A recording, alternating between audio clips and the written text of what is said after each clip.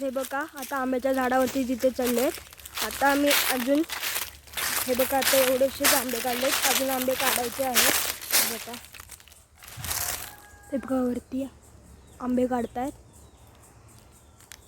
Guys. हे बघा इथं आंबे काढतायत आता चढून. आणि हे बघा आता मी झाडावर चढलोय. हे बघा हे बघा आंब्याचं झाड खूप हायटेड आहे. हे बघा आता आंबे काढून झालेत. आता आम्ही चाललोय. हे बघा